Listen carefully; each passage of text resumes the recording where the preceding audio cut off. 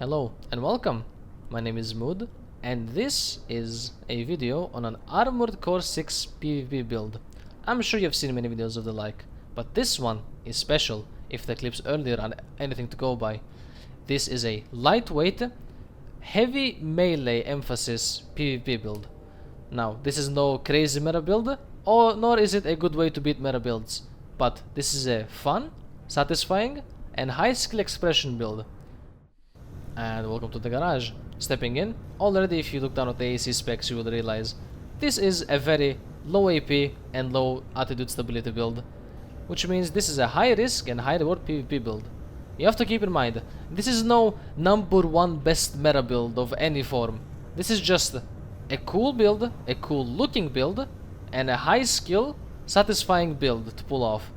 That was the whole idea behind it, and I will explain it to you in detail now. So, for the weapon of choice for the right arm unit is going to be the Zimmerman. I know, you probably have PTSD from all the people running double Zimmermans and giving you a headache. I understand, I've been there myself. But this weapon, at its current state, is far too broken not to use. It helps with the transition to the combo, and the impact is far too great to ignore. And genuinely, it just dwarfs any other weapon when it comes to close range combat. And for the left arm unit, we will be using the Pulse Blade. Yes, you may not see this weapon often at all in PvP, and that is because it is very high risk and high reward, which is the entire point of the build. If you land your melee, you get rewarded big time, but if you miss your melee, you will most likely die in 1 or 2 combos. Now, the thing with this weapon is, there is a bit of a technique that people may not know about and that you may have seen at the very start, which I was showcasing, and I will be teaching you this said technique a bit later on after showcasing the build. And for the left back unit, I have chosen the Pile Bunker. I'm sure you've seen a bunch of memes about the Pile Bunker and its huge damage, but realistically speaking, this is as high risk, high reward as it gets. It's a very slow weapon and the charge attack literally has 0 range. You have to be within smooching distance of the other AC to even land it. But the whole point of this build is that you get to ACS overload and then you punish them. And I don't think there is a better weapon than the Pile Bunker to punish the enemy AC, which I will be showcasing in the AC testing later. Now, as for the frame build, I'm not going to be showing you all of the parts in specific, because most of them are just design choices that look cool to me personally for a lightweight mech build. But the one thing I want to mention is the Nachtreicher legs. These legs have a special property that they have the longest quick boost in the game. So if you have good movement and know how to throw people's shots off, you will be zipping and zooming around people before they can even react to you.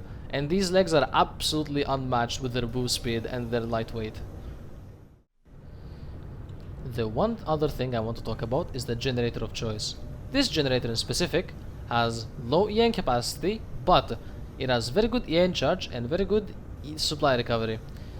The whole point of this is your boosts are already very cheap. You'll be quick boosting around like an absolute maniac. So do not spend too much time being a sitting duck and getting nuked by whatever the enemy AC has chosen to use. This will give you quick enough recovery to where you can get in and out of fights very smoothly. And for the expansion, we will be using the Pulse Armor. Most people like to use the Assault Armor for extra damage or to throw people off, but in my opinion, the Pulse Armor is absolutely busted. The whole selling point of the Pulse Armor is that you can use it at any point, even if you are ACS overloaded. So if you ever get stunned by an enemy, to any degree, and they're about to do their big combo on you when you're stunned, you can pop Pulse Armor preemptively to get out of ACS overload, because it also resets your attitude. You will also avoid all their damage and probably get something back at them when they're stunned using their big weapons. And those are all the serious notes I had about the build. Now, we may move on over to testing. And yes, don't worry, I will be putting down the link for the build itself if you wish to use it yourself. Earlier in the video, when I was showcasing the Pulse Blade, I mentioned that there is a certain technique that I have not seen anyone else use before. which is also kind of why I've claimed myself to be the #1 melee player in PvP. With the Pulse Blade, the charge attack naturally gravitates towards the enemy. This is kind of the auto-lock it has, so you may actually hit the enemy. But, as you are seeing right now and you saw in the clips, you can cancel out of the charge attack by boosting.